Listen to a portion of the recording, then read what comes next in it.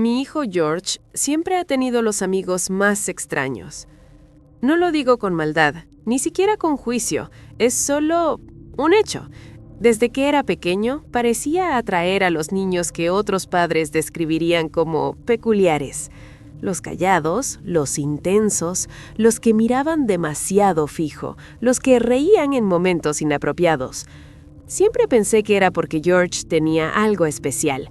Era abierto, curioso, amable, no discriminaba, no le importaban las rarezas sociales que tanto obsesionan a los adultos. Pero hay una historia, una que todavía hoy me despierta en la madrugada, que nunca he podido olvidar. George estaba en 4º grado cuando ocurrió. Nos habíamos mudado hacía poco debido a la reasignación laboral de mi esposo. No era la primera vez que cambiábamos de ciudad, así que estábamos acostumbrados a reconstruir nuestra vida desde cero. Nuevos vecinos, nueva escuela, nuevas rutinas, y George, como siempre, parecía adaptarse mejor que nosotros. En cuestión de semanas ya tenía amigos. Me hablaba de ellos en la cena con ese entusiasmo desbordado que siempre lo caracterizó. Me contaba cada detalle, quién se sentaba con él, quién corría más rápido en el recreo, quién sabía dibujar mejor. Entre todos los nombres, uno comenzó a repetirse con frecuencia. Sebastián. Al principio no le di importancia, era simplemente otro compañero más, pero George hablaba de él con un tono diferente. Decía que era creativo, que inventaba juegos increíbles, que tenía una imaginación enorme. Eso me tranquilizaba.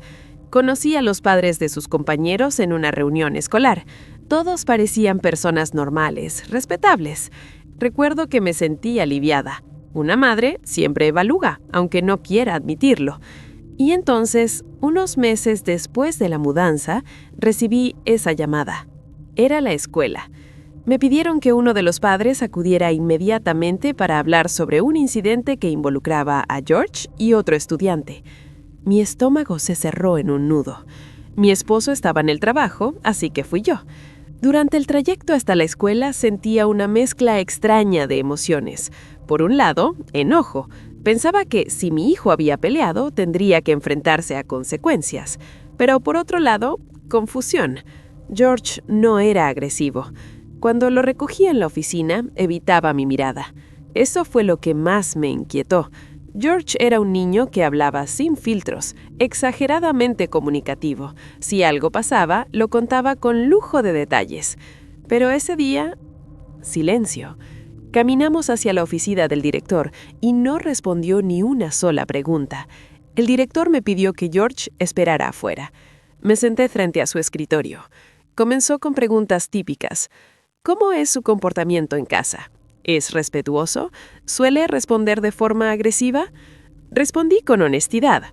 George era un niño educado, tranquilo, afectuoso. No era orgullo de madre, era la verdad. Entonces me explicó lo ocurrido. Después del recreo, George y Sebastián habían sido los últimos en subir las escaleras hacia el edificio. Según el relato, sin provocación aparente, George sacó un borrador del bolsillo y golpeó a Sebastián en la cabeza. Sebastián cayó al suelo gritando. Me quedé sin palabras. No tenía sentido. Además, George siempre hablaba de Sebastián como su amigo más cercano.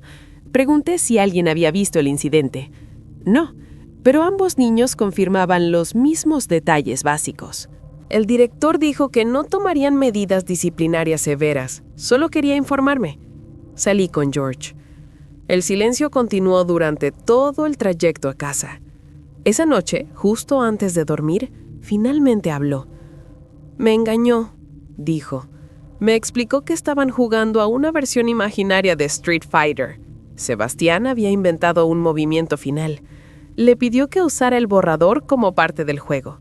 Cuando George lo hizo, Sebastián cayó dramáticamente, fingiendo dolor. Y mientras estaba en el suelo, le susurró al oído.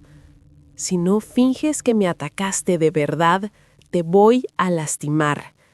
George, asustado, siguió la actuación. Mi sangre hirvió. No solo habían acusado falsamente a mi hijo, lo habían manipulado. Esa misma noche busqué el número de la madre de Sebastián en el directorio escolar. Se presentó como Maggie. Su voz era dulce, cálida, sonaba sincera. Dijo que ya sabía lo ocurrido, que Sebastián le había contado la verdad, que lo había castigado. Eso me descolocó. ¿Por qué él admitiría la verdad tan rápido? Maggie me explicó que Sebastián siempre había tenido pequeños problemas de conducta. Nada grave, aseguró, solo comportamientos extraños ocasionales, que estaba viendo médicos, que todo indicaba que lo superaría con el tiempo. Mientras hablaba, empecé a sentir algo inesperado. Compasión. Quizás ese niño no era malintencionado. Quizás solo necesitaba apoyo. Entonces Maggie sugirió algo que en ese momento me pareció razonable. Una pijamada. Que los niños compartieran tiempo supervisado para fortalecer la amistad. Se ofreció organizarla en su casa. Acepté. Hoy, mirando hacia atrás, no sé si fue ingenuidad o simple buena fe. El fin de semana llevé a George. La casa de Maggie era normal, agradable, nada fuera de lo común. Me invitó a pasar.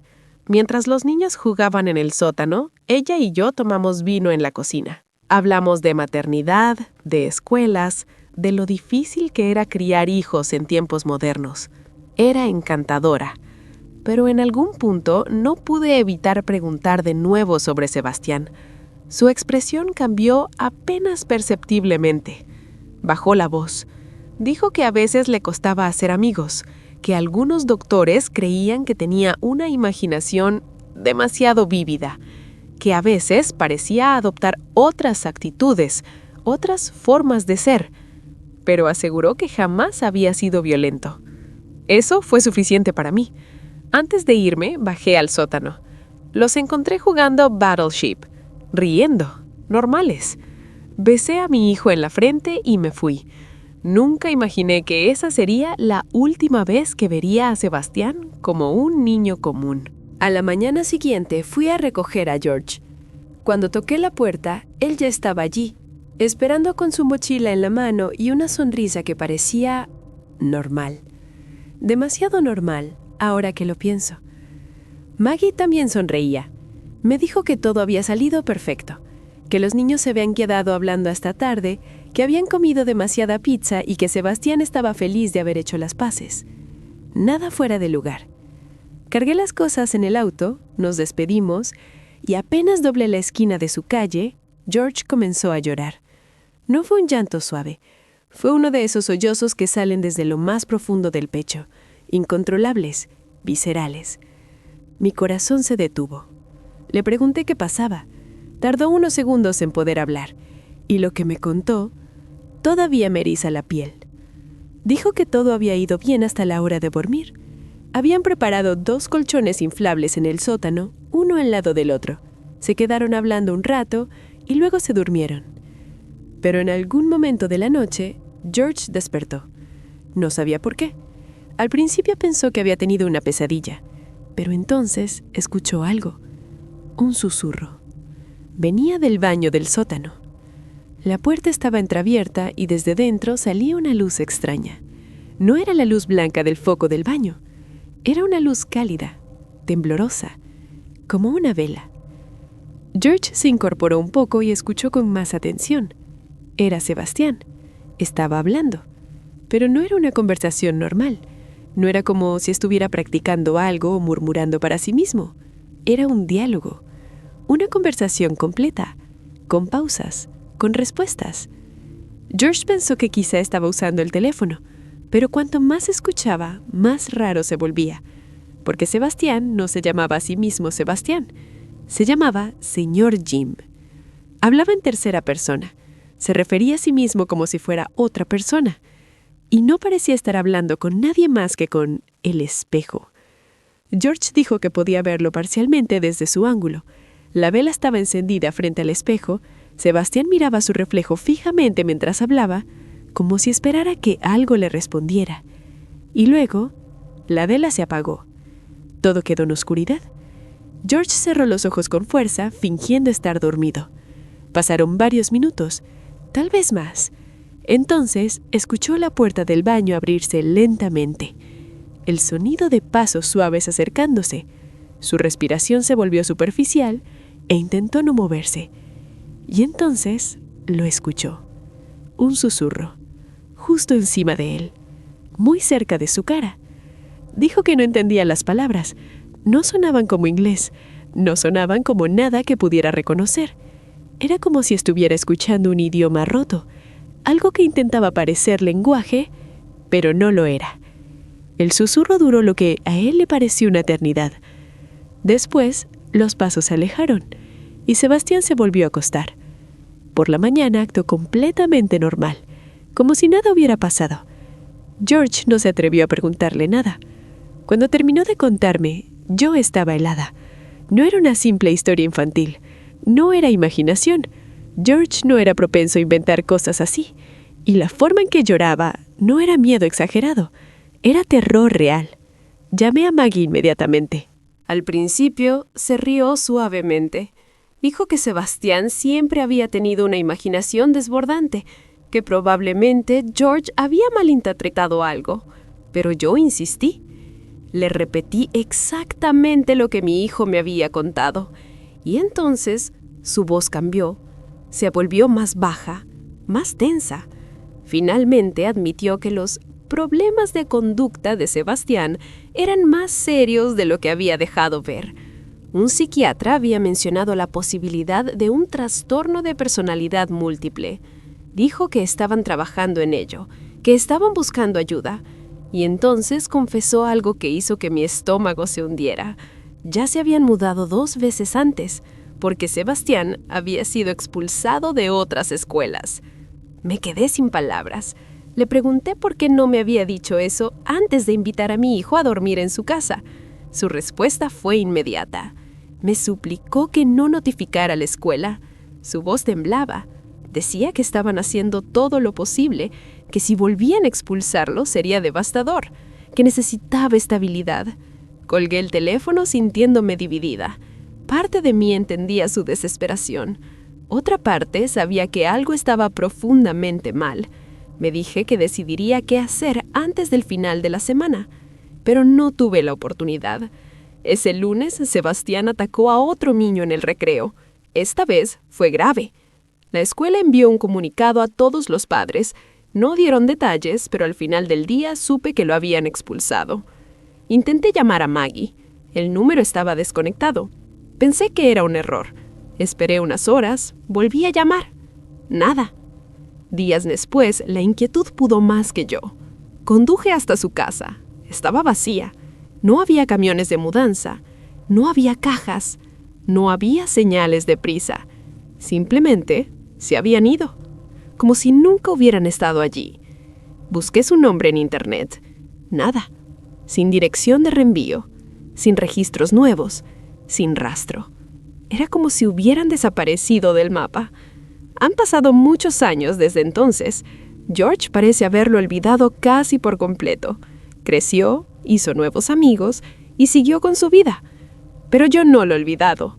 A veces pienso en esa noche en el sótano, en la luz de la vela frente al espejo, en un niño llamándose a sí mismo por otro nombre, en un susurro en un idioma que no existe, y me pregunto si Sebastián realmente estaba hablando solo, o si de alguna forma estaba respondiendo algo más, algo que todavía, en algún lugar, sigue susurrando.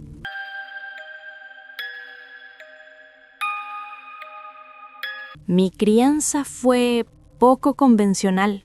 Crecí en un hogar bautista del sur, del tipo estricto, del tipo donde no se creía en fantasmas, pero sí en demonios, donde cualquier cosa extraña tenía una explicación bíblica. Si escuchabas ruidos en la noche, no era el viento. Si veías algo moverse por el rabillo del ojo, no era tu imaginación. Era algo oscuro, algo que ponía a prueba tu fe. Desde muy pequeña me enseñaron que dudar de eso era dudar de las Escrituras, y dudar de las Escrituras era el primer paso hacia la condenación.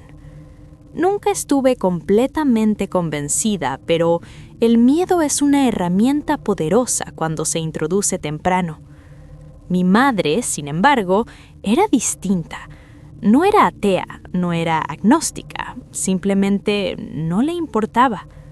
Cuando le preguntaba por qué no iba a la iglesia, decía cosas como, Dios y yo tenemos un entendimiento, y cambiaba de tema. Mientras yo buscaba estructura en la religión, reglas claras, límites definidos, ella se alejaba cada vez más. No era solo la fe lo que nos separaba.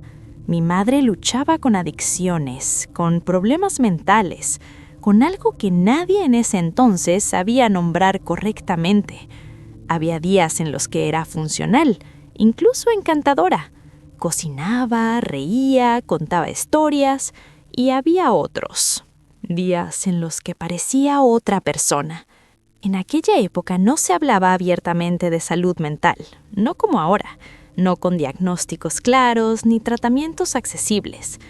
Mirando hacia atrás, estoy casi segura de que padecía esquizofrenia o algo muy cercano a eso. Pero entonces solo era difícil, o temperamental, o inestable. Recuerdo una tarde en particular. Tuve una pesadilla tan vívida que aún hoy puedo reconstruirla con precisión. En el sueño, estaba acostada en mi cama cuando mi madre irrumpía en la habitación. No caminaba, no llamaba a la puerta, la empujaba violentamente. Su rostro estaba desencajado por la ira. Sus ojos parecían más oscuros, más hundidos. Me agarraba de la muñeca y comenzaba a sacudirme. Gritaba palabras que no logro recordar, pero el tono estaba lleno de odio. Desperté empapada de sudor. Mi corazón latía con tanta fuerza que sentía que iba a romperme el pecho. Intenté convencerme de que solo había sido un mal sueño, y entonces la puerta se abrió. De golpe, allí estaba ella, exactamente como en el sueño. La misma expresión, la misma rabia, las mismas manos agarrando mi muñeca, la misma violencia. Por un instante pensé que seguía dormida, que estaba atrapada en una segunda capa de la pesadilla. Pero no, esto era real. Logré zafarme y gritarle que se detuviera. Y tan rápido como había comenzado, terminó. Se fue. A la mañana siguiente, cuando la confronté, me miró confundida. Negó haber entrado en mi habitación. Negó haberme tocado. Parecía genuinamente desconcertada. Me preguntó si había tenido un mal sueño. Esa fue la primera vez que sentí que algo no estaba bien. No solo con ella, con la realidad misma. Intenté racionalizarlo. Quizá escuchó sus pasos medio dormida y mi cerebro los incorporó al sueño. Quizá coincidieron los tiempos, pero la precisión era demasiado perfecta. Mi crianza fue poco convencional. Crecí en un hogar bautista del sur, del tipo estricto, del tipo donde no se creía en fantasmas, pero sí en demonios, donde cualquier cosa extraña tenía una explicación bíblica. Si escuchabas ruidos en la noche, no era el viento. Si veías algo moverse por el rabillo del ojo, no era tu imaginación. Era algo oscuro, algo que ponía a prueba tu fe. Desde muy pequeña me enseñaron que dudar de eso era dudar de las Escrituras, y dudar de las Escrituras era el primer paso hacia la condenación. Nunca estuve completamente convencida, pero el miedo es una herramienta poderosa cuando se introduce temprano. Mi madre, sin embargo, era distinta. No era atea, no era agnóstica, simplemente no le importaba. Cuando le preguntaba por qué no iba a la iglesia, decía cosas como, Dios y yo tenemos un entendimiento, y cambiaba de tema. Mientras yo buscaba estructura en la religión, reglas claras, límites definidos, ella se alejaba cada vez más. No era solo la fe lo que nos separaba. Mi madre luchaba con adicciones, con problemas mentales, con algo que nadie en ese entonces sabía nombrar correctamente. Había días en los que era funcional, incluso encantadora. Cocinaba, reía, contaba historias. Y había otros, días en los que parecía otra persona. En aquella época no se hablaba abiertamente de salud mental, no como ahora. No con diagnósticos claros ni tratamientos accesibles, Mirando hacia atrás, estoy casi segura de que padecía esquizofrenia o algo muy cercano a eso. Pero entonces solo era difícil, o temperamental, o inestable. Recuerdo una tarde en particular. Tuve una pesadilla tan vívida que aún hoy puedo reconstruirla con precisión. En el sueño, estaba acostada en mi cama cuando mi madre irrumpía en la habitación. No caminaba, no llamaba a la puerta. La empujaba violentamente. Su rostro estaba desencajado por la ira. Sus ojos parecían más oscuros, más hundidos. Me agarraba de la muñeca y comenzaba a sacudirme. Gritaba palabras que no logro recordar, pero el tono estaba lleno de odio. Desperté empapada de sudor. Mi corazón latía con tanta fuerza que sentía que iba a romperme el pecho. Intenté convencerme de que solo había sido un mal sueño, y entonces la puerta se abrió. De golpe, allí estaba ella, exactamente como en el sueño. La misma expresión, la misma rabia, las mismas manos agarrando mi muñeca, la misma violencia. Por un instante pensé que seguía dormida, que estaba atrapada en una segunda capa de la pesadilla. Pero no, esto era real. Logré zafarme y gritarle que se detuviera, y tan rápido como había comenzado, terminó. Se fue. A la mañana siguiente, cuando la confronté, me miró confundida. Negó haber entrado en mi habitación, negó haberme tocado. Parecía genuinamente desconcertada. Me preguntó si había tenido un mal sueño.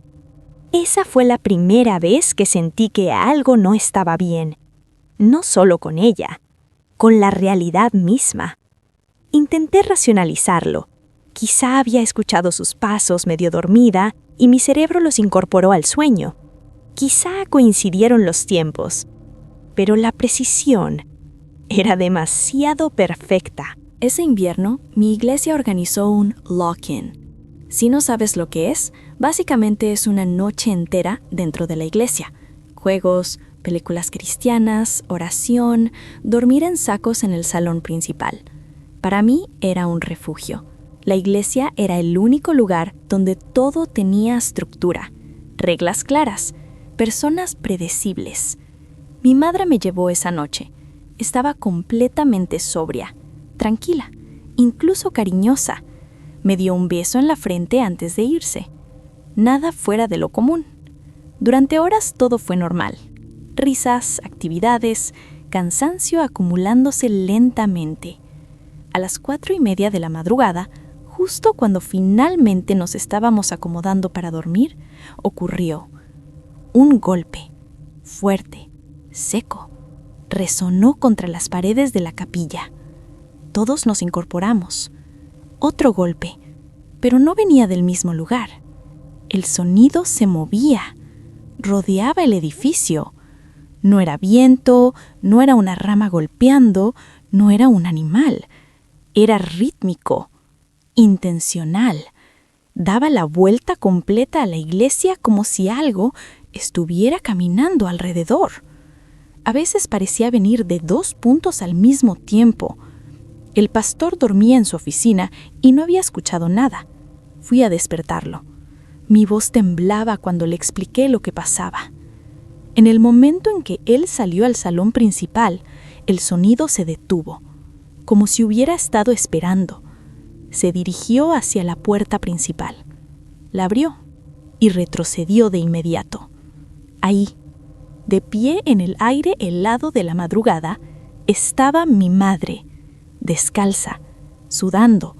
Su ropa estaba desordenada, su cabello pegado a la frente por la humedad. Sus labios se movían, pero no podía escuchar lo que decía. No miró al pastor, no miró a nadie más. Sus ojos se clavaron en mí, y entonces sonrió. Una sonrisa lenta, estirada, inapropiada para la hora, para el lugar, para el frío. El pastor intentó sujetarme. Susurró: «Quédate aquí».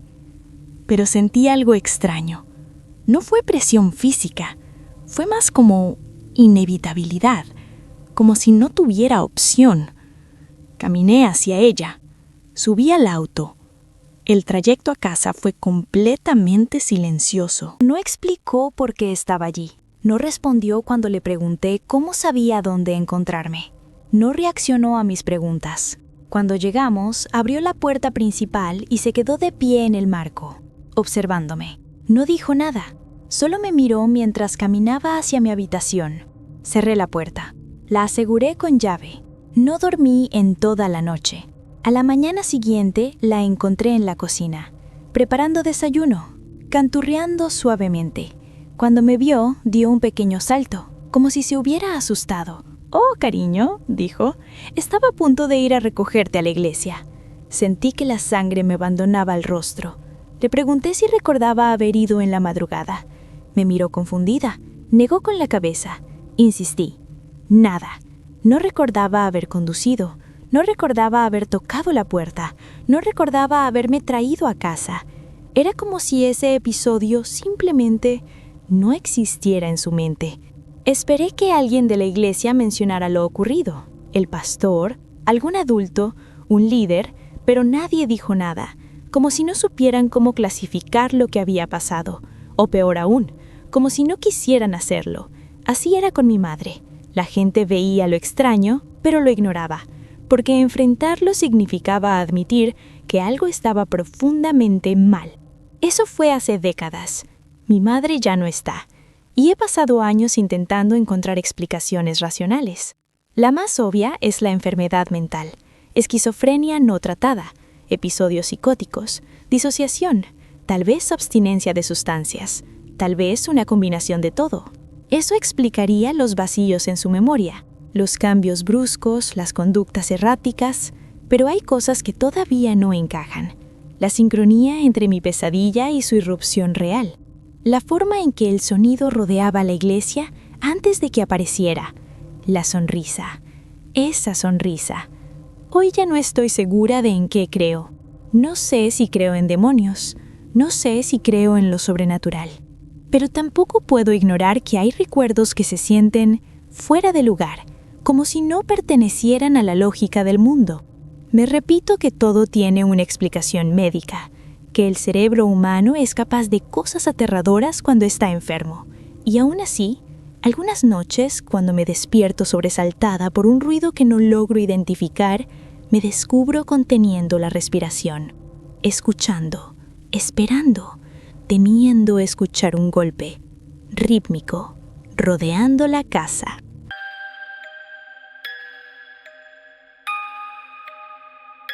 Mi hijo mayor empezó a caminar dormido cuando tenía 8 años.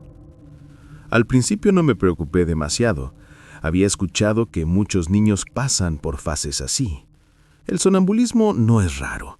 Incómodo sí, inquietante también, pero no necesariamente peligroso. Yo siempre he sido un hombre de sueño ligero. Desde que nacieron mis hijos, cualquier ruido mínimo me despierta. Un paso fuera de lugar, una puerta mal cerrada, incluso un cambio en el ritmo del silencio. Fue así como me di cuenta de que algo pasaba. Una noche, alrededor de las 2 de la madrugada, abrí los ojos sin saber exactamente por qué. Había una sensación extraña en el aire, como si algo estuviera fuera de sitio. Me levanté y abrí la puerta del dormitorio. Ahí estaba él, de pie en el pasillo, inmóvil, su cuerpo ligeramente inclinado hacia atrás, balanceándose apenas sobre los talones. Sus manos colgaban relajadas a los lados. Sus ojos estaban abiertos, pero no estaban viendo. Si alguna vez has convivido con un sonámbulo, sabes exactamente a lo que me refiero. Esa mirada atraviesa, no enfoca, no reconoce. Es como si mirara a través de ti. Pronuncié su nombre en voz baja. ¿No reaccionó? Me acerqué lentamente y apoyé una mano en su hombro. Su piel estaba fría. Le hablé con suavidad. Le dije que todo estaba bien, que volviera a la cama. Giró sobre sí mismo con movimientos lentos, mecánicos, y regresó a su habitación sin decir una palabra. Por la mañana no recordaba nada. Aquello se repitió varias veces durante los siguientes meses. Algunas noches murmuraba cosas incomprensibles, otras simplemente se quedaba ahí, respirando con esa cadencia profunda y constante que solo tienen los cuerpos profundamente dormidos. Era extraño, pero manejable, hasta que escuché el sonido. Una madrugada desperté por un ruido que, al principio, confundí con parte de un sueño. Era un golpeteo suave, rítmico, como gotas de agua cayendo sobre una superficie dura. Pero no estaba lloviendo, y el sonido no era irregular, era preciso, constante, cada 3 o 4 segundos. Tap, tap, tap. Me quedé inmóvil tratando de ubicarlo. Venía del pasillo. Me incorporé con cuidado para no despertar a mi esposa. Abrí la puerta y lo vi. Mi hijo estaba de pie frente a la pared. Su frente descansaba contra el yeso y la movía hacia atrás y hacia adelante, golpeando suavemente. Tap, tap, tap. Sus dedos rozaban la pared al mismo ritmo, como si estuviera tanteando una superficie invisible. Durante unos segundos me quedé paralizado. Había algo en la forma en que se movía que no era simplemente sonambulismo. No parecía estar deambulando sin rumbo.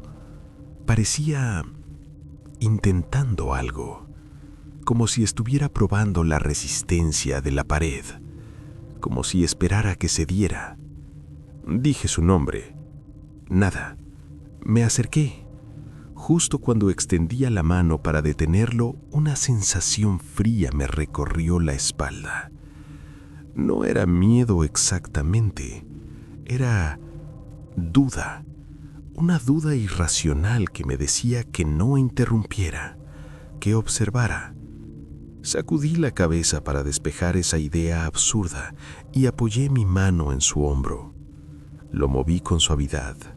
Parpadeó, se detuvo. Me miró sin realmente verme y dejó que lo guiara de vuelta a la cama. A la mañana siguiente tampoco recordó nada. El golpeteo ocurrió algunas veces más durante los siguientes meses, siempre en el mismo lugar del pasillo, siempre con la misma cadencia, siempre con esa sensación extraña de intención. Intenté convencerme de que era solo un comportamiento inconsciente, un impulso sin sentido del cerebro dormido. Con el tiempo desapareció. El sonambulismo se desvaneció igual que había comenzado, y la casa volvió a la normalidad. O eso creí. Años después, cuando mi hijo menor cumplió 8 años, comenzó a caminar dormido. Al principio me reí ante la coincidencia. Genética, pensé, pero lo que vino después me hizo cuestionar esa explicación. Cuando mi hijo menor comenzó a caminar dormido, intenté mantener la calma. Ya había pasado por eso antes. Sabía cómo manejarlo. Sabía cómo hablarle sin despertarlo bruscamente. Sabía cómo guiarlo de vuelta a la cama. Me repetía que era coincidencia, que muchos niños desarrollan sonambulismo alrededor de la misma edad. Nada más. Las primeras noches fueron casi idénticas a las de su hermano mayor. Lo encontraba en el pasillo, de pie, balanceándose ligeramente sobre los talones, ojos abiertos, vacíos, sin enfoque. Esa mirada distante que parece atravesar las paredes. Lo llamaba por su nombre. Nada. Lo tocaba suavemente. Se dejaba conducir de vuelta a su habitación. Rutina, controlable, explicable. Hasta que una madrugada desperté con un sonido que reconocí de inmediato. Tap, silencio. Tap, silencio. Tap. Sentí un peso en el estómago antes siquiera de abrir los ojos. Ya sabía lo que iba a ver. Aún así, salí al pasillo. Y allí estaba, exactamente en el mismo punto donde años atrás había estado su hermano. Su frente apoyada contra la pared, golpeando suavemente. Tap, tap, tap. Sus dedos rozaban el yeso en el mismo ritmo preciso, como si estuviera siguiendo una partitura invisible. Me quedé quieto, observándolo, el ángulo de su cuerpo, la cadencia del movimiento, la leve presión en cada impacto. Era idéntico, no similar, idéntico. Sentí un escalofrío recorrerme los brazos, porque había algo que no encajaba. Mi hijo menor jamás había visto a su hermano hacer eso. Cuando el mayor atravesó esa etapa, el pequeño era demasiado joven para recordar. Nunca hablamos del tema, nunca lo mencionamos frente a él. No había forma de que supiera. Y sin embargo, repetía el comportamiento con una precisión inquietante. Me acerqué, dije su nombre. Nada. Apoyé la mano en su hombro. Nada. Seguía golpeando. Su pequeño cuerpo se balanceaba apenas, como si algo del otro lado lo estuviera llamando. Esa fue la primera vez que sentí miedo real. No miedo por un trastorno del sueño. Miedo a no entender. Lo sacudí un poco más fuerte. Parpadeó. El golpeteo cesó y volvió a su habitación sin una sola palabra. La mañana siguiente no recordaba nada. Las semanas siguientes el episodio se repitió un par de veces más. Siempre igual, siempre en el mismo lugar, siempre con esa sensación de propósito. Y luego desapareció. Así, sin más, sin transición, sin despedida. El sonambulismo es eso. La casa volvió a quedarse en silencio. El tiempo pasó, los años se acumularon. Mis hijos crecieron, se fueron a la universidad. La casa, de repente, quedó demasiado grande, demasiado quieta. Mi esposa y yo decidimos hacer algunas renovaciones para distraernos. Cambiar pisos, pintar paredes, modernizar algunos espacios. Nada estructural, solo estética. Un día comenzamos a retirar el viejo papel tapiz del pasillo. El mismo pasillo, el mismo tramo de pared. Al principio parecía una tarea simple, pero cuando arrancamos una sección grande, noté algo debajo. No era yeso, no era estructura, era vidrio. Un rectángulo perfectamente alineado, cubierto por décadas de papel y adhesivo. Un espejo antiguo, empotrado en la pared, no colgado, no apoyado, instalado dentro de ella. Sentí que el aire se volvía más pesado. Me quedé mirándolo sin entender. ¿Por qué alguien cubriría un espejo en vez de retirarlo? ¿Por qué dejarlo allí, oculto? Entonces mi esposa dijo algo que me heló la sangre. Es exactamente donde los chicos solían golpearse. No necesitaba que lo repitiera. Lo sabía. Era el mismo punto, la misma altura, la misma ubicación precisa donde ambos, años antes, habían estado golpeando con la frente, intentando atravesar algo. Pero no había forma de que lo supieran. El espejo había estado oculto mucho antes de que compráramos la casa. Nadie habló jamás de él. No había marcas visibles en la superficie del papel tapiz. Nada que indicara su presencia. Y aún así, ambos hijos, con años de diferencia, habían elegido exactamente ese lugar. No otro tramo del pasillo, no otra pared. Ese. Retiré el espejo ese mismo día. No lo vendí, no lo guardé, lo saqué de la casa. Y aún así, eso no cambió nada, porque el objeto no era lo más inquietante. Lo inquietante era la coincidencia. He intentado explicarlo racionalmente. Sugestión genética, patrones inconscientes heredados, algún detalle estructural mínimo en la pared que pudiera atraer la atención de un cerebro dormido. Pero nunca encontré nada. La superficie era uniforme. El sonido al golpear era idéntico al del resto del pasillo. No había diferencia. Algunas noches todavía camino por ese tramo. Paso la mano por la pared lisa. Intento imaginar el espejo detrás.